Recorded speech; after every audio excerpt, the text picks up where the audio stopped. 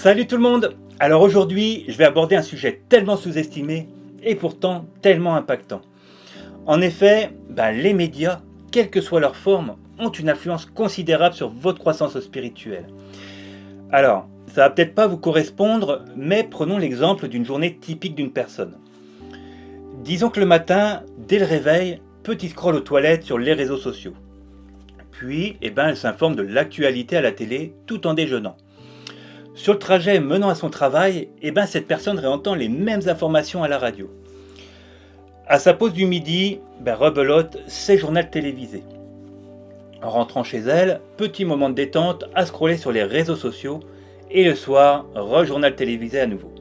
On pourrait même finir par un petit tour des réseaux sociaux dans le lit avant de s'endormir.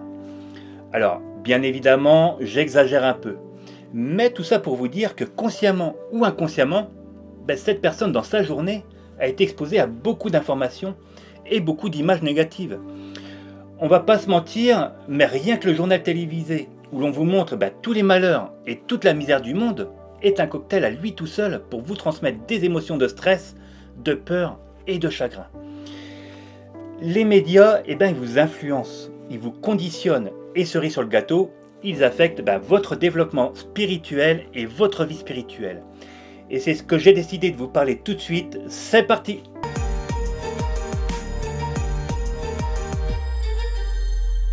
Alors tout d'abord, je précise que je ne suis pas ici pour vous donner une réponse définitive ou vous dicter comment aborder les médias sociaux. Cette vidéo, elle est plutôt conçue pour vous inviter à faire une pause et à réfléchir à l'impact des médias sociaux sur votre vie et votre parcours spirituel. Car oui, vous allez voir que quand vous empruntez ce chemin spirituel, il faut être extrêmement prudent quant au contenu que vous laissez entrer dans votre esprit. C'est également valable si vous souhaitez développer votre médiumnité ou vos capacités psychiques. Allez, je fais ma petite partie relou tout de suite, comme ça on n'y revient plus. Mais j'ai remarqué qu'au fil des années, en travaillant avec mes consultants, beaucoup de personnes sur le chemin de l'éveil traversent comme un processus d'ascension, ainsi que l'élévation de leur conscience vers une fréquence plus élevée. Pendant ce processus, il y a comme un changement qui se produit à tous les niveaux de l'être, corps, âme et esprit. Alors, pour mieux comprendre que sont ces niveaux, je vous invite à regarder cette vidéo. Donc, naturellement, on devient plus sensible aux pensées, aux images, aux sentiments, aux énergies, etc. Et vous l'avez bien compris, si vous passez beaucoup de temps à absorber des images violentes ou des médias à connotation négative, ça peut créer une interférence dans votre résonance mentale et émotionnelle. Les pensées sur lesquelles vous vous concentrez se traduisent immédiatement en énergie spirituelle et influencent également l'état de votre corps physique. Parce que dans ces moments-là, votre cerveau ne fait pas souvent la différence entre une histoire vue dans un film ou à la télévision et quelque chose qui nous arrive directement. Et c'est logique. Vous l'avez sûrement constaté, plus vous progressez dans votre éveil spirituel, plus vous devenez sensible et plus ces influences médiatiques vous affectent. C'est pourquoi il est crucial lorsque vous choisissez le type de médias que vous consommez, de sélectionner des contenus qui vous conviennent et qui soutiennent votre croissance spirituelle et votre bien-être global. Prenons le cas de la télé. Vous êtes là à zapper les chaînes jusqu'à ce que vous trouviez une chaîne intéressante, si ça existe encore. Et celle-ci, elle va transmettre une certaine énergie qui programmera votre subconscient. L'énergie de ce que vous regardez à la télévision peut provoquer une interférence ou une tension énergétique à un niveau spirituel. Vous absorbez comme une vague d'énergie très différente de celle que vous maintenez en vous. Si vous commencez à regarder des programmes qui ne correspondent pas du tout à votre fréquence vibratoire, c'est un peu comme si on vous donnait une pomme empoisonnée avec une petite étiquette indiquant qu'elle est empoisonnée. Si vous décidez de la manger, c'est plus un acte criminel. C'est vous qui avez mis fin à votre propre vie. C'est encore pire avec les réseaux sociaux. Eux, ils sont carrément conçus pour capter et retenir votre attention le plus longtemps possible. Dites-vous qu'il y a d'énormes sommes d'argent qui sont investies pour apprendre à garder les utilisateurs sur leur application. parce que leur modèle économique repose sur la publicité. Vous êtes donc soumis à des algorithmes puissants qui sont conçus pour créer de l'addiction. Par exemple, l'algorithme TikTok, il est programmé pour détecter les mots sur lesquels vous allez réagir, ne fût-ce qu'une demi-seconde. Mais aussi ce que vous regardez, ce que vous likez, bref, il passe au peigne fin toutes vos actions. Ensuite, il vous proposera systématiquement du contenu en fonction de ce à quoi vous avez réagi. Conséquence, vous aurez l'illusion d'être guidé, et vous le serez. Mais certainement pas par vos guides spirituels, mais bel et bien par des algorithmes puissants. Et j'ai bien l'impression que ça va pas aller en s'arrangeant avec l'explosion des intelligences artificielles. Autre chose également à faire attention, c'est le nombre d'abonnés et de likes, qui semble conférer une certaine crédibilité. Les gens ils pensent que plus il y en a, plus c'est fiable. Eh bien non. Un grand nombre d'abonnés ne garantit pas la pertinence ou la fiabilité du contenu partagé. J'ai un très bon exemple à ce sujet. J'ai cherché il n'y a pas longtemps des personnes à contacter dans notre domaine afin d'amener un peu de nouveauté et un peu d'autres têtes que les nôtres sur notre chaîne. Eh bien devinez quoi ? Toutes les vidéos qui cartonnent sont des vidéos de voyance ou de prédiction. Et ce qui, vous le savez, n'est pas du tout notre truc. Et on vous a souvent expliqué pourquoi dans d'autres vidéos, notamment dans celle-ci. Alors, je ne dénigre pas pour autant tous les voyants. Quelques-uns le font très bien. Mais je dis juste que c'est devenu un véritable business et un vrai effet de mode. Et c'est normal. Tout le monde est capable de tirer des cartes et de les interpréter. Observez les live voyances généralement sur TikTok. On tombe soit sur des personnes qui sont capables de répondre à 10 personnes à la minute, ou alors d'autres qui tirent 20 cartes pour répondre à une question. Forcément, il y en a bien une qui va correspondre à force. Et quand je vais voir des vidéos de prédiction qui datent de quelques années et qui font des milliers de vues, rien de ce qui est dit dans les vidéos ne s'est produit. J'en déduis donc que les gens sont plus attachés à la personne qu'au contenu en lui-même.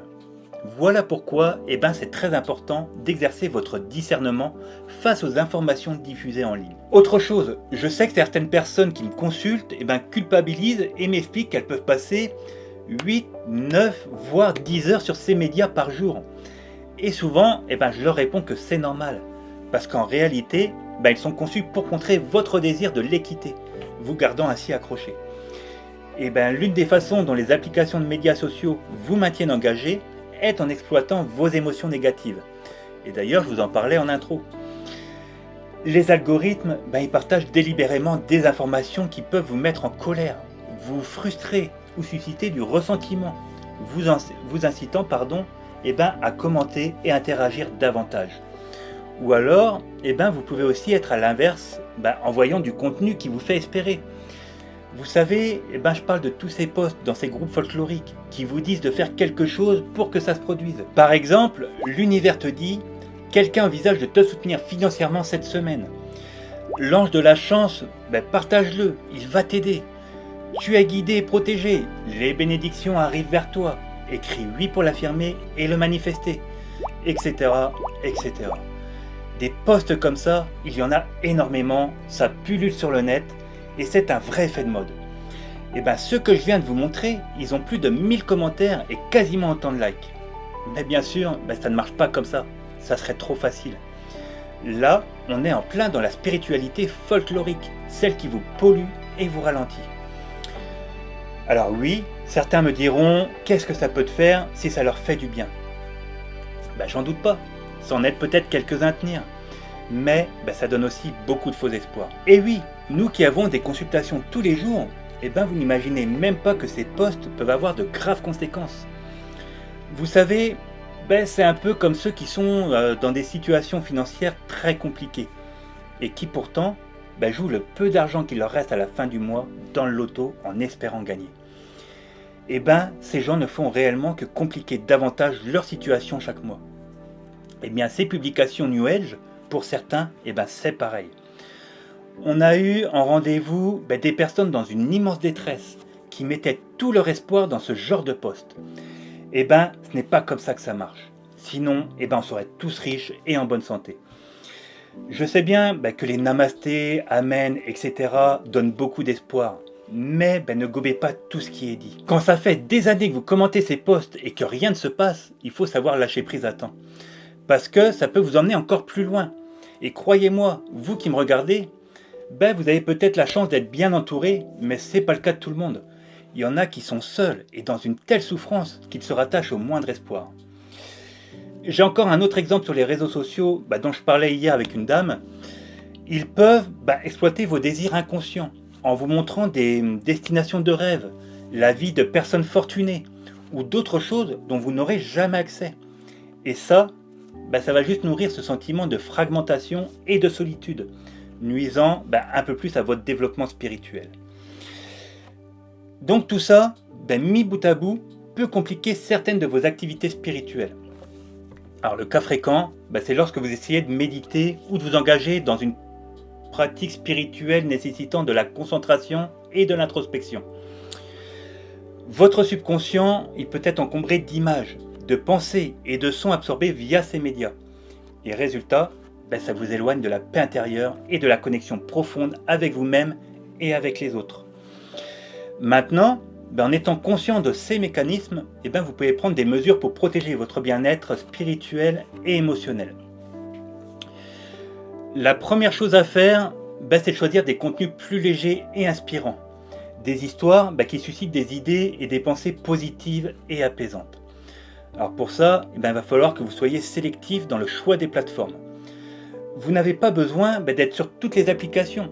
Pour vous dire, et vous l'aurez compris, TikTok, je déteste. Je n'aime pas le contenu, je trouve la communauté moqueuse et méchante, mais tout ça m'est personnel. Peut-être qu'à vous ça correspond. C'est pour ça que vous devez réfléchir à comment l'information est partagée sur chacune de ces plateformes et lesquelles vous conviennent le mieux. Chaque application a sa propre philosophie sur le partage d'informations. Donc, pensez à cette philosophie et demandez-vous si elle vous correspond. Pour ma part, j'aime beaucoup YouTube pour son format long. Parce que je trouve que le contenu long nous invite à passer plus de temps avec les informations, à les contempler puis à les réfléchir. Tenez, faisons un petit test. Quand vous consommez des shorts, au hasard, sur TikTok, vous pouvez parcourir 10 vidéos à la minute. Imaginez en 1 heure. Qu'en retenez-vous quand vous posez le téléphone? Alors, oui, je suis d'accord, c'est divertissant, ça change les esprits, sauf quand c'est négatif ou anxiogène. Ça vous reste en tête et logiquement, ça baisse votre vibration. Maintenant, pour ceux qui sont férus d'actualité, ne vous empêchez pas de rester informé des événements actuels si vous aimez ça. Mais faites-le de manière plus détachée et surtout par des moyens qui induisent moins de peur. Par exemple, alors je ne sais pas si ça existe encore parce que ça fait des années qu'on ne regarde plus la télé à la maison, mais je sais qu'à l'époque, il existait le 6 minutes, où vous aviez un résumé de toute l'actualité. C'est largement. Vous n'avez pas la peine de subir tous ces drames pendant 3/4 d'heure. Bien sûr que c'est triste tout ce qui se passe sur notre planète, mais qu'est-ce que vous allez y changer? Rien. Vous ne pourrez pas changer le monde et vous resterez avec ces sources négatives en vous. Et entre parenthèses, on est toujours plus efficace quand on se concentre à un seul endroit que quand on s'éparpille partout. Une autre mesure que vous pouvez prendre, si vous souhaitez absolument rester informé, mais que vous êtes très sensible, c'est de lire des articles. C'est souvent moins perturbant et moins violent que de regarder des vidéos. Une autre source que vous ne soupçonnez peut-être pas comme négative, c'est la musique. On la conseille souvent pour élever sa fréquence vibratoire, mais elle peut aussi avoir l'effet inverse. Il faut que vous voyez la musique un peu comme un mantra. Un mantra, pour rappel, c'est quelque chose que vous répétez plusieurs fois pour implanter une idée dans votre subconscient et affecter vos centres énergétiques. Donc, si vous écoutez de la musique avec des paroles du genre « Je suis tellement fatigué de tout, tu as brisé mon cœur, je suis si triste », vous programmez votre attention avec ça. Vous invitez la maladie, la tristesse, la dépression et la misère dans votre vie. Bon, j'exagère volontairement, mais vous voyez l'idée. De toute façon, on s'en rend bien compte. Quand on est triste, on va écouter des musiques déprimantes, sombres. Et à l'inverse, quand on est heureux, on écoute des musiques joyeuses. À partir de maintenant, écoutez uniquement ce qui vous élève, vous améliore, vous fait évoluer et cultive l'amour et la joie. C'est très important pour votre bien-être et pour maintenir de bonnes vibrations. Bon, avant de se quitter, j'aimerais encore donner un conseil à tous ceux qui ne savent pas trop se servir de cette nouvelle technologie. Alors oui, parce que je vous le rappelle, voici l'âge moyen de notre audience. Donc, pour toi maman qui me regarde, une chose très importante à faire est d'éduquer l'algorithme. Alors très simple, il suffit d'utiliser la barre de recherche pour écrire n'importe quel sujet que vous voulez explorer. Par exemple, la spiritualité, la santé, le yoga, un médium, et de commencer à faire des recherches sur ces sujets. Le fait de regarder des vidéos sur ces thèmes au moins 2 ou 3 fois par jour reprogrammera l'algorithme pour qu'il vous montre davantage de contenu qui vous intéresse. La plupart des gens n'ont jamais pris le temps de montrer à l'algorithme ce qu'ils voulaient vraiment voir. Quand vous arrivez sur une nouvelle plateforme, l'algorithme au début vous envoie simplement des vidéos aléatoires et il décide de ce que vous aimez en fonction de vos clics, de la durée de vos visionnages de la vidéo, si vous la quittez avant la fin, etc., etc. Et pour faire un petit test juste par curiosité, essayez de liker cette vidéo, de vous abonner et d'activer la cloche. C'est fait ? Maintenant, vous devriez recevoir plus de recommandations de notre chaîne. Alors dites-moi dans les commentaires si ça a fonctionné. Donc voilà, il est ultra important de choisir consciemment ce que vous regardez à la télévision, ce que vous écoutez comme musique et ce que vous consommez sur les réseaux sociaux, surtout les formats courts. Cela vous aidera vraiment à reprogrammer votre esprit. Rappelez-vous que la conscience que vous utilisez quotidiennement représente seulement 5% de ce qui contrôle votre vie. 95% de votre vie est contrôlée par votre subconscient.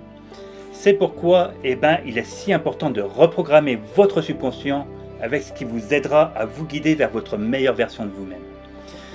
Vous devez être très attentif aux pensées que vous laissez entrer dans votre esprit, surtout lorsque vous êtes dans cet état délicat de transformation sur votre chemin d'ascension. À mesure que votre conscience s'élève, vos vibrations deviennent plus élevées et plus légères, et ça vous connecte davantage à l'amour, à vos guides et à votre être essentiel. Voilà, j'espère que vous y voyez un peu plus clair sur l'impact des médias sur votre croissance spirituelle. Prenez soin de vous et passez du bon temps, c'est hyper important. Pour ma part, je vous envoie mes meilleures énergies et je vous dis à bientôt pour une nouvelle vidéo.